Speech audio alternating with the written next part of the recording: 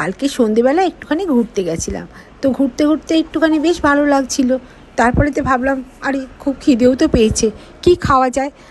তারপরেতে ছেলে মেয়েরা হঠাৎ বলল, আরে মা মোমো খাবো। আমি বললাম হে ভগবান, আগে পিঠে পুলি পায়েস এসব কত ভালো লাগতো তাই না। পায়েস, পিঠে, বেশ নারকলের পুর দেয়া, ক্ষীরের পুর দেয়া পিঠে তো আমাদের অপূর্ব। কিন্তু এখন দেখো চাইনিজরা বাজার মাত করে দিয়েছে।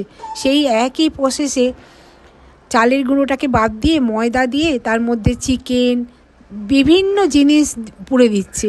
চিকেন পুড়ে দিচ্ছে, তারপরে ভেজিটেবিল পুড়ে দিচ্ছে, দিয়ে একটু সস টস দিয়ে মোমো বানিয়ে দিয়েছে। প্রসেস কিন্তু সেই পিঠেই, ভাপা পিঠে যাকে বলে। তো যাই হোক, আমরা চাইনিজদের ভাপা পিঠে খেলাম, যাকে বলে মোমো, সাথে স্যুপ। এত টেস্টি লাগলো, সত্যি খুব টেস্টি লাগলো। আর চালের গুঁড়ো দিয়ে, ওই নারকেলের পুর দিয়ে ক্ষীর, চালের গুঁড়ো, নারকেল, ক্ষীর এসব তো অস্বাস্থ্যকর। তার চেয়ে বাবা আমাদের এই মোমোই অনেক ভালো লাগে। চাইনিজরা কি চালাক, ওরা ঠিক জানে যে আমাদের কোনটা ভালো লাগে আর কোনটা ভালো লাগে না। তাই ওরা মোমো বানিয়েছে। তবু মোমোতে তো স্বাস্থ্যকর জিনিস কিছু থাকে, সবজি থাকে কোনো মোমোতে, কোনো মোমোতে চিকেন থাকে, আর স্যুপটা গরম গরম খুবই উপকারী।